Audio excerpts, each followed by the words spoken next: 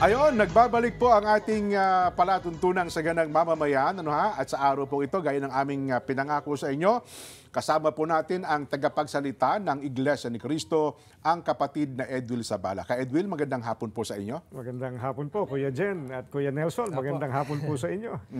Masarap po ba yung kape namin sa Ay, napakasarap po. Salamat po ng marami. Mukhang naparami po yung kape na inihain namin sa inyo. Medyo nanginginig na nga po ako. Una po, kamusta muna kayo, Ka Edwil? Mabuti po, awa ng Diyos po. Ayan, opo.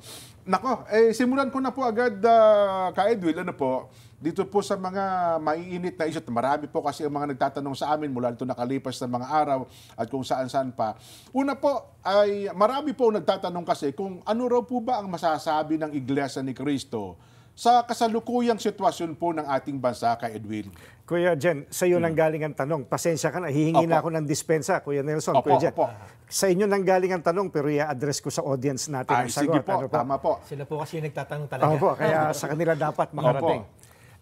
Nang mag-rally po ang Iglesia noong January 13, 2025, ang ipinanawagan po namin sa mga namiminuno sa ating bansa, at malamang ay naaalala niyo po ito, kapayapaan, pagkakaisa, at unahing asikasuhin ang problema ng ating bansa at mamamayan nito kaysa yung mga hakbanging magbubunga lamang ng awayan at hidwaan.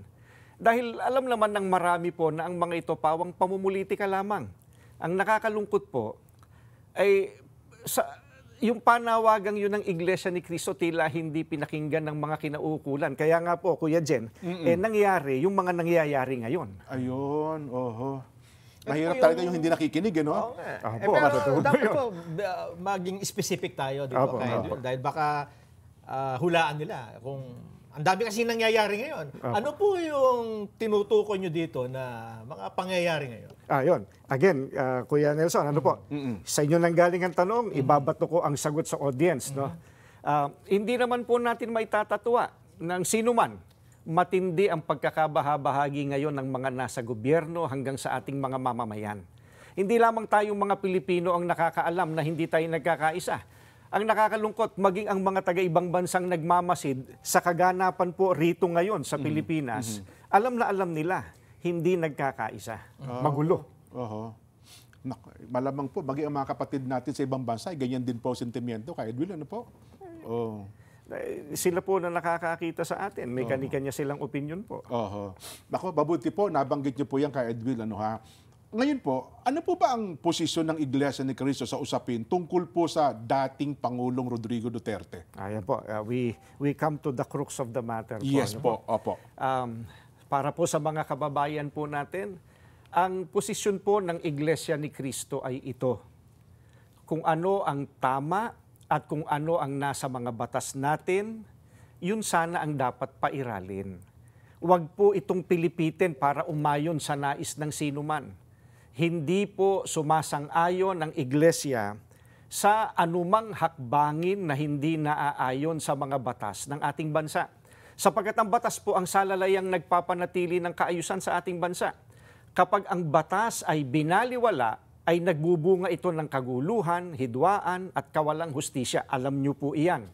Sino mang Pilipino o mamamayan ng ating bansa na may ginawang paglabag sa ating mga batas, dito dapat litisin sa ating bansa. Bakit po? Sapagkat gumagana naman ang sistema ng ating hustisya. Hindi po natin sinasabing wag litisin ang dating Pangulo sa mga iniaakusa laban sa kanya. Ang saganang amin po, nagtitiwala ang Iglesia ni Cristo sa integridad at kakayahan ng hudikatura para pagpasyahan ng ganitong bagay at usapin.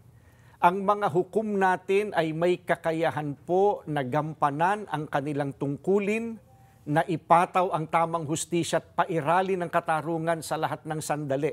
Kaya, hindi natin dapat isuko ang soberenya ng ating bansa sa iba.